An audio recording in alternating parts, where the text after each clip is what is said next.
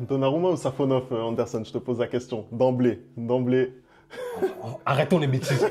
C'est un match de Ligue des Champions, un match coup près, presque décisif pour votre saison. Je vois pas comment Safonov va jouer. Arrêtons les bêtises.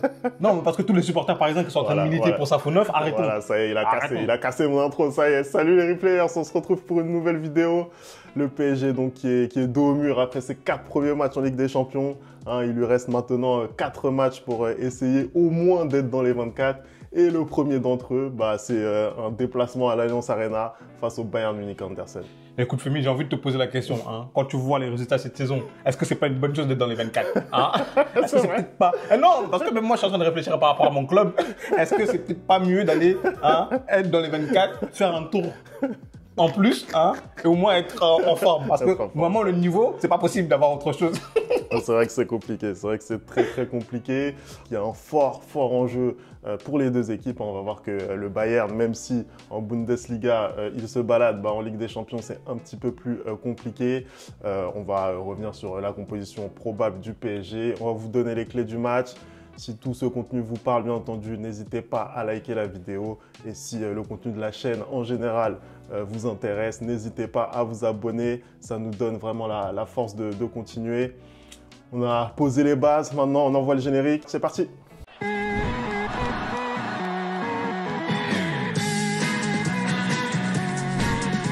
Allez, on commence tout de suite cet avant-match. Avant de parler un petit peu plus des compos Anderson, on va revenir un peu sur le contexte. Déjà, c'est une affiche qu'on a beaucoup vu ces dernières années en Ligue des Champions, notamment depuis 2017. Il y a eu énormément de confrontations entre les deux clubs. Bon, je pense que là, la donne a un petit peu changé maintenant. Les effectifs ont vraiment évolué depuis notamment la finale de la Ligue des Champions perdue par le PSG en 2020 et même la confrontation gagnée en 2021.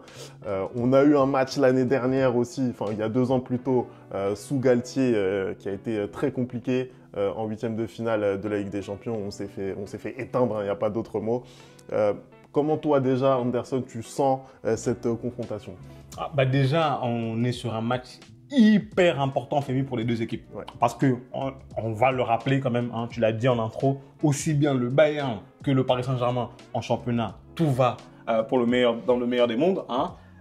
Ils se baladent en championnat, mais en Ligue des Champions, les deux équipes, c'est compliqué. Là, on est en train de voir, on regarde le classement, on va voir que le Paris Saint-Germain est 25e, mais le Bayern, c'est pas mieux. Ils sont 17e. Je crois que Paris a 4 points, le Bayern en a 6. Donc, au final, là, aujourd'hui, on arrive sur un match où les deux équipes ont absolument besoin de gagner le match pour bien se relancer, même pas pour être sûr de se qualifier, pour bien se relancer dans cette Ligue des Champions. Et en fait, ça va nous donner un match juste spectaculaire parce que je pense que déjà c'est un déplacement à l'Allianz Arena et donc je pense que devant leur public ils vont absolument vouloir faire le jeu et vouloir gagner. Le Paris Saint-Germain, ils ont presque pas droit à l'erreur parce que tu perds ce match contre le Bayern, c'est presque mission impossible pour aller accrocher le top 8 et encore plus compliqué pour même être bien classé dans les 24e, dans les 24 premiers parce qu'au final il y a aussi cette option là qui se joue. Donc moi je pense qu'on va avoir un très beau match quand même demain, voilà. Et on rentre tout de suite dans le vif du sujet avec la composition probable parisienne. Et c'est vrai que par rapport à d'habitude, on a quand même 2 grosses interrogations qui se présentent face à nous. Déjà par rapport à ce qu'on a vu lors du dernier match de championnat face à Toulouse, la titularisation de Safonov, il reste sur 2 clean sheets en championnat. Et on a l'impression qu'il a le vent en poupe, non seulement auprès des supporters parisiens, mais aussi auprès de Luis Enrique, Anderson. Mais soyons sérieux, Femi. Soyons sérieux. Comme je l'ai dit en intro, est-ce que tu penses vraiment que match PSG-Bayern Munich, un match aussi important, Safonov va jouer? Moi, sincèrement, vu la folie de Luis Enrique, je ne serais pas du tout étonné si Safonov était titularisé. Moi, je serais étonné. Parce que pour le coup, quand tu as ce genre de match-là, tu t'appuies quand même sur tes valeurs sûres. Et on peut dire ce qu'on veut sur Donnarumma. On va le dire. On va le dire. Non, mais ça reste quand même une de tes valeurs sûres. Je suis désolé, ça reste quand même une de tes valeurs sûres. Aujourd'hui, moi, le seul doute qui peut subsister, c'est peut-être au niveau de l'attaque où tu n'as aucune certitude. Hormis les ailiers, en numéro 9, tu n'as aucune certitude. Parce que tu changes tout le temps entre Asensio, Kang In-lee et Kolo Muani. Donc là, ok, tu peux nous sortir un truc de ton chapeau, mais est-ce que tu penses vraiment que tu vas retirer ton gardien titulaire dans un match où tu as absolument besoin de gagner?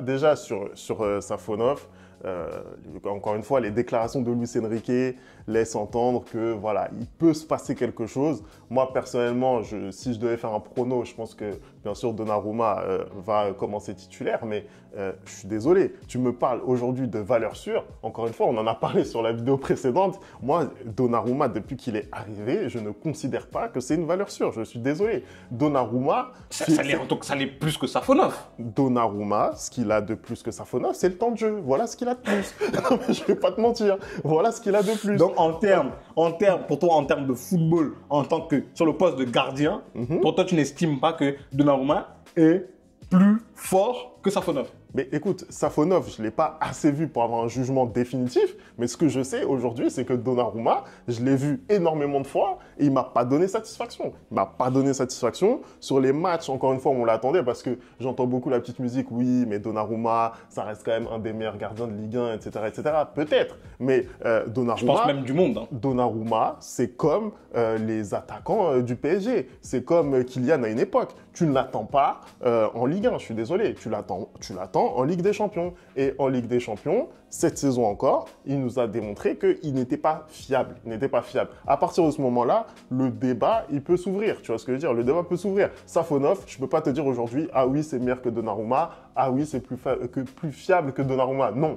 Mais sur les apparitions en match officiel qu'il a pu faire cette saison avec le PSG, bah, il nous a donné des raisons d'espérer, voilà, des raisons de se dire pourquoi pas l'essayer. Pourquoi pas l'essayer? Donnarumma, je rappelle que quand il arrive au PSG, même chose. Il instaure une concurrence avec Keylor Navas. Keylor Navas, mon chouchou, tu vois ce que je veux dire? Keylor Navas qui avait fait 2 saisons exceptionnelles avec le Paris Saint-Germain, qui nous a hissé jusqu'en finale.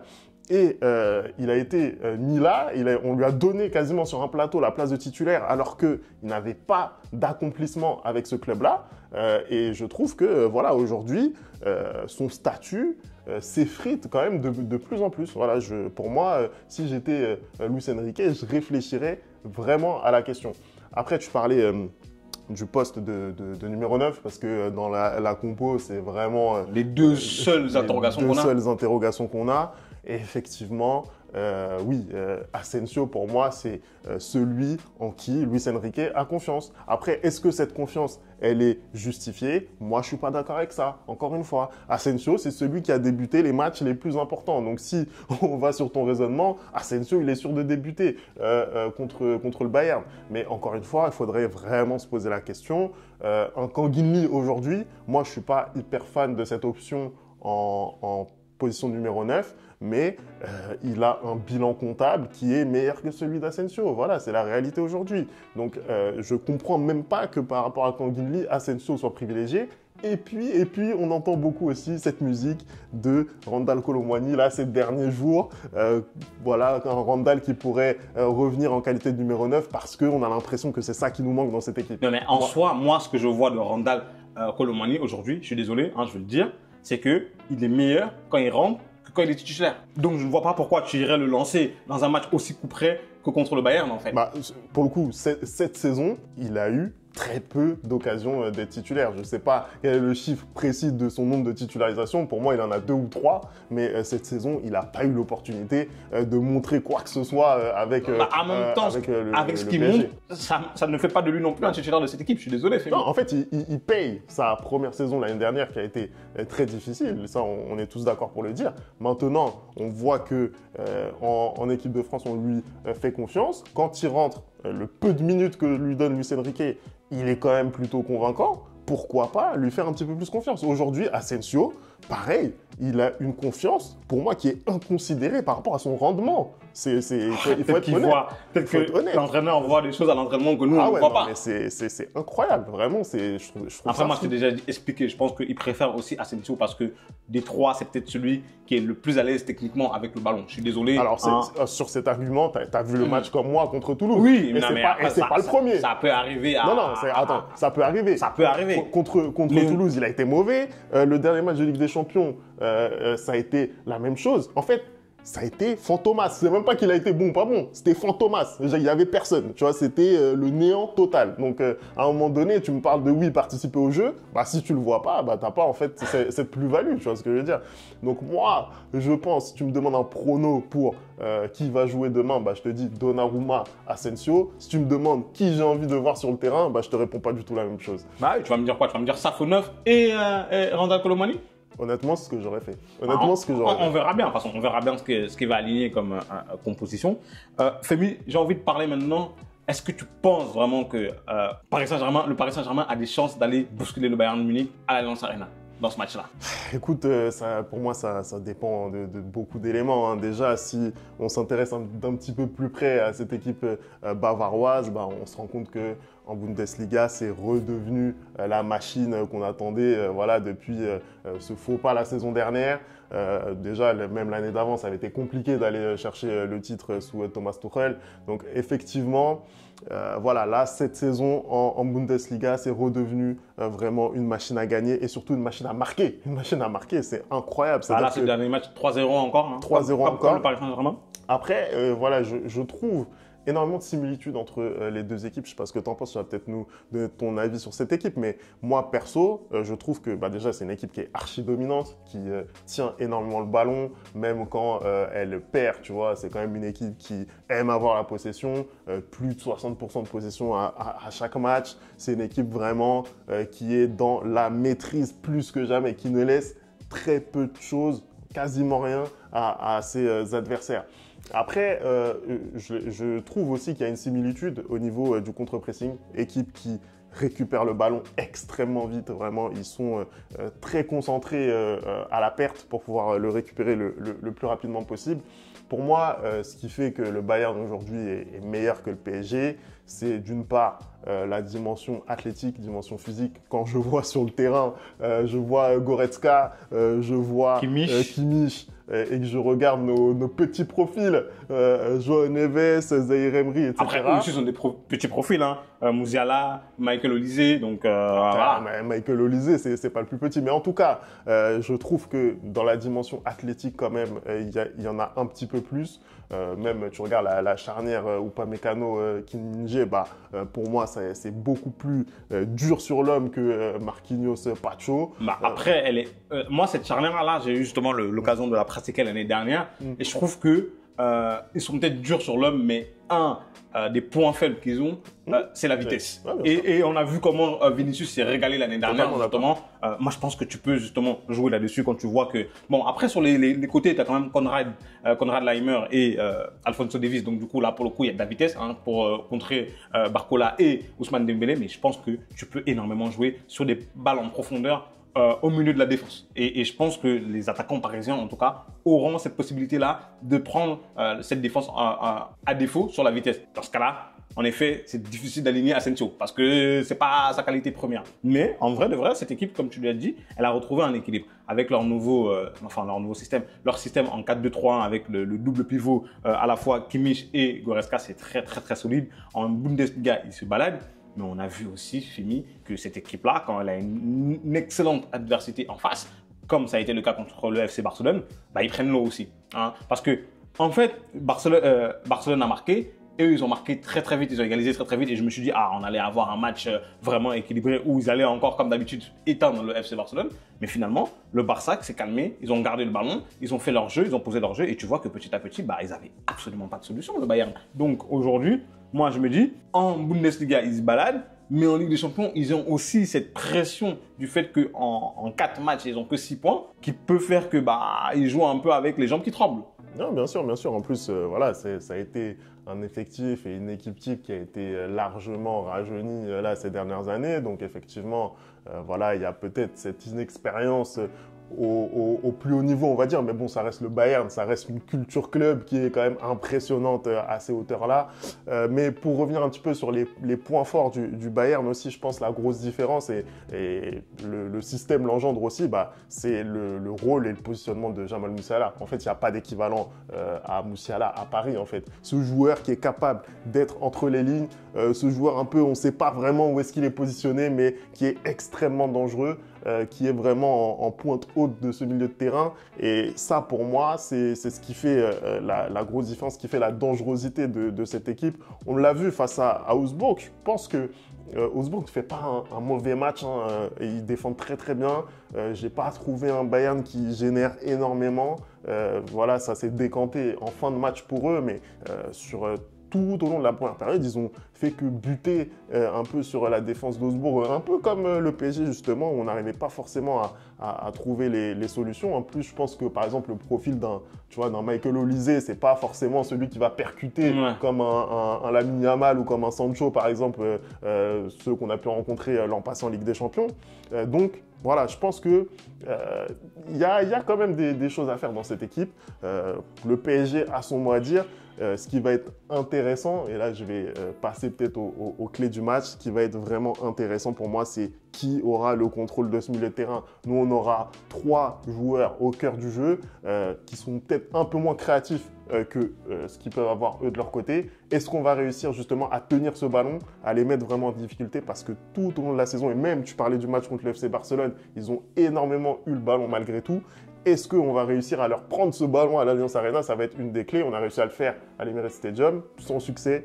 Mais je pense que ça, pour moi, ça va être une des grosses clés du match. Il y a aussi une autre grosse clé du match, je pense, ça va être la capacité aussi du Paris Saint-Germain à annihiler Harry Kane. Parce qu'aujourd'hui, le serial buteur bavarois, vraiment, il est sur encore une autre saison incroyable, statistiquement parlant. Hein. Pour moi, je ne vois pas aujourd'hui, au niveau de la défense centrale, que ce soit Pacho ou que ce soit Marquinhos, je ne vois pas celui qui est en mesure de pouvoir rivaliser avec Harry Kane. Ça va être très très compliqué pour moi pour la défense parisienne parce que je suis désolé. En fait, la différence que je vois dans les équipes, parce que tu me disais qu'il y avait pas mal de similitudes, mais moi je vois plutôt des différences, c'est qu'ils ont, avec ce numéro 9 là, ce vrai numéro 9 là, ils ont beaucoup plus d'options en attaque. C'est-à-dire, ils peuvent à la fois jouer sur la vitesse, ils peuvent à la fois jouer dans des petits espaces, mais ils peuvent aussi faire des centres. Ce que Paris aujourd'hui n'est pas capable de faire. Ils sont énormément capables de marquer sur coup de pied arrêté. Hein, le Bayern, on l'a vu depuis le début de la saison. Et surtout qu'ils ont des joueurs dans la surface qui peuvent mettre la tête, et notamment leur numéro 9. Tu vois, et un numéro 9 d'expérience, hein, qui est très très filou. Il faudra faire attention, qui a l'expérience de la Ligue des Champions. Donc moi je pense que si Paris arrive aussi à bien bloquer Harry Kane, peut-être qu'ils vont se faciliter le match. Après, moi je ne vais pas te cacher, Femi, le fait... En fait, si ce match avait été au Parc des Princes, j'aurais beaucoup plus d'espoir pour Paris. Mais le fait de se déplacer à l'Allianz Arena comme ça, je pense que ça va être très très très très compliqué pour le Paris Saint-Germain. Ouais, je suis. En tout cas, sur ton analyse d'Harry Kane, bien sûr que son bilan comptable, il est ce qu'il est. Hein. C'est un gars qui a toujours marqué, qui va toujours marquer. Ça, il n'y a pas de souci. Moi, il ne m'impressionne pas, Harry Kane. Il t'a jamais impressionné, de toute façon. Il t'a jamais impressionné. Mais je le dis, hein, je le trouve défaillant mentalement dans les gros matchs. Je sais pas, je trouve que pour moi, il n'a toujours pas passé ce cap. À l'heure où on se parle, il n'a toujours pas de trophée dans son armoire à trophées. C'est pas rien non plus. Peut-être que ça va changer cette année, mais en tout cas, voilà, je lui trouve quand même certaines limites. Après, ce qui est vrai, c'est que oui, il offre des options différentes. Ça reste une menace et quand tu sais qu'il est capable de jouer les ballons aériens, bah forcément, tu te dis que nous, vu nos faiblesses dans ce secteur-là, bah c'est très compliqué. Et ils ont d'autres joueurs qui sont capables aussi de se projeter. On parlait tout à l'heure d'un mec comme Goretzka, par exemple. C'est des gars qui sont capables d'aller mettre la tête. Je voudrais aussi parler du côté gauche du Bayern parce que c'est vrai que ça a été un peu compliqué dans la mesure où Alphonso Davies, on le pensait sur le départ cette saison, Kingsley Coman aussi, on le pensait sur le départ. Et c'est vrai qu'ils reviennent tous les deux peu à peu à leur meilleur niveau. Et ça, c'est pas bon pour nous, clairement, parce que pour le coup, ces deux profils-là, c'est ceux qui sont vraiment capables d'apporter de la vitesse, d'apporter de la profondeur, d'apporter aussi de la provocation dans les gestes, etc. Donc moi, je pense que le côté gauche bavarois vraiment risque de nous faire mal si Achraf monte. Ce que j'allais te dire, c'est qu'après, côté droit, toi, tu as quand même de quoi les contrer. Je suis désolé. Ousmane, c'est pas non plus le mec qui ne défend pas un peu comme un Kylian. Non, Ousmane, il fait des efforts. Tu as aussi Warren Zahir Emery, qui est dans ce côté-là. Hein. Tu as aussi Achraf Hakimi qui, certes, contre le Bayern, va du coup moins monté parce que voilà, vu la manière de jouer du Bayern, c'est pas possible qu'il se transforme en piston droit. Donc moi je pense que certes il y a de la qualité côté gauche du Bayern, mais toi tu as de la qualité côté droit pour pouvoir y faire face. En tout cas, je suis pas en train de me dire je vois le côté gauche du Bayern et je vois le côté droit du Paris Saint-Germain, je me dis ah ouais non, ça va être l'hécatombe. Non, moi je pense qu'il y a du répondant et il y a de quoi faire. Non, je suis d'accord, je suis totalement d'accord avec ça. Anderson, on va passer au prono maintenant. Hein. Voilà, on sait que tout le monde voit le Bayern s'imposer. C'est quoi toi ton prono là-dessus? Moi, je pense que ça va être un match assez compliqué. Je pense que vraiment, hein, je pense que les gens ne se rendent pas compte, mais je pense que les deux équipes ont énormément peur de perdre ce match-là. Et je pense que l'enjeu peut justement prendre le pas sur le jeu et avoir un match totalement pourri. et moi, ce que je vois, en vérité, c'est un match nul. Voilà, je vois un match nul, un partout. Voilà. Ouais, franchement, sur le prono, je suis pas loin de toi. Je vois aussi un match nul. Je sais pas pourquoi, j'arrive pas à imaginer cette équipe du PSG perdre. On sait que autant elle a énormément de mal en phase d'élimination directe à répondre, mais en phase de poule, à chaque fois qu'on a eu besoin de sortir la perf pour s'extirper des poules, même si la formule a changé bien sûr, bah, on a su le faire. C'est ça qui me fait espérer. Maintenant, je vois quand même un Bayern Munich qui est au-dessus de nous. Voilà, clairement, je ne peux pas te dire mieux.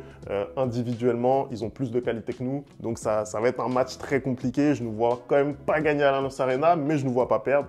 Match nul. Voilà, combien? 0-0, 2-2, 3-3. Allez, un partout. Un partout aussi. Allez, un partout. Pour une fois, on a le même prono.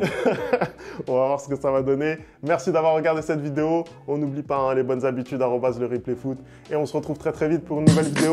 Ciao.